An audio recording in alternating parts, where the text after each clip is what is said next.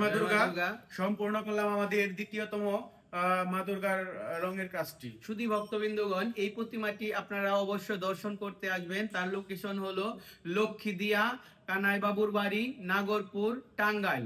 আপনারা অবশ্যই সবাই আসবেন। জয় মা দুর্গা। এটি হচ্ছে মা দুর্গা। তো এখানে প্রথমেই মায়ের একটি চূড়া তৈরি করা হয়েছে, শঙ্খচূড়া দেখতে পাচ্ছেন। উপরে নতুন আঙ্গিকে আমরা একটি মায়ের চূড়া তৈরি করেছি। তো তার নিচেই আছেন মহিষাসুর। মহিষাসুরকে বধ করতেছেন মা দুর্গা ত্রিশূল দিয়ে। তার দুই পাশে আছে দুটি করে চারটি সিংহ। এই সিংহের সাথে মহিষাসুরের যুদ্ধ হচ্ছে এবং কি মা দুর্গার সাথেও মহিষাসুরের যুদ্ধ হচ্ছে। এদিকে আছেন একটি অসুর, মানে পিচ্চি অসুর, এটি সিংহের সাথে যুদ্ধ করতেছেন। তারপরে আছেন মা লক্ষ্মী। মা লক্ষ্মী তিনি একটি ভাব নিয়ে দাঁড়িয়ে আছেন।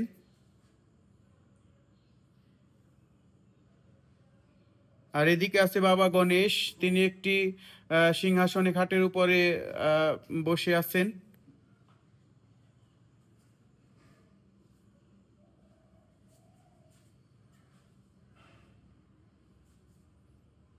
আর এই পাশে আছে মা সরস্বতী।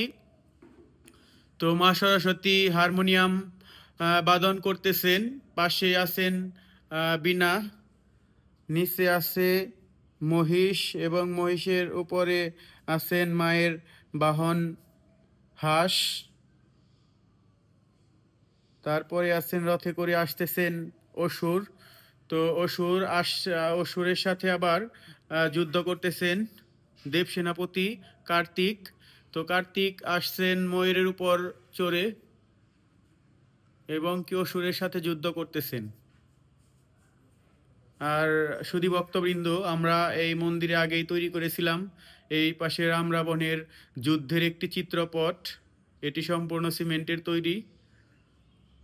এই মন্দিরের সম্পূর্ণ মন্দিরটি কারুকাজ শোভিত। উপরে বিভিন্ন দেবদেবতা আছে, শিব, বিষ্ণু, ব্রহ্মা, সূর্যদেব, চন্দ্রদেব, বৃহস্পতি, ইন্দ্র। এবং কি এই পাশে আছে আরেকটি চিত্রপট। সেটি হচ্ছে মা দুর্গাকে যখন শিব ত্রিশূল দান করেছিলেন, সেখানে ব্রহ্মা এবং কি বিষ্ণু উপস্থিত ছিলেন।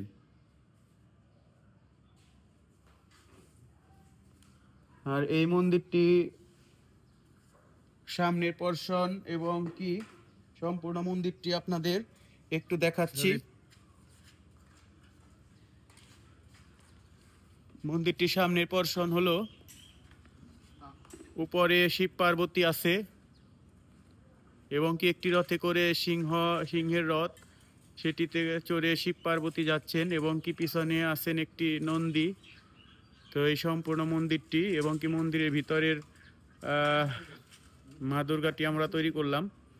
সবাই ভালো থাকবেন, সুস্থ থাকবেন। সবাই দুর্গা পূজাতে আসবেন এখানে কানাই বাবুর বাড়ি। তো এখানে এসে সবাইকে ধন্য করবেন। জয় মা।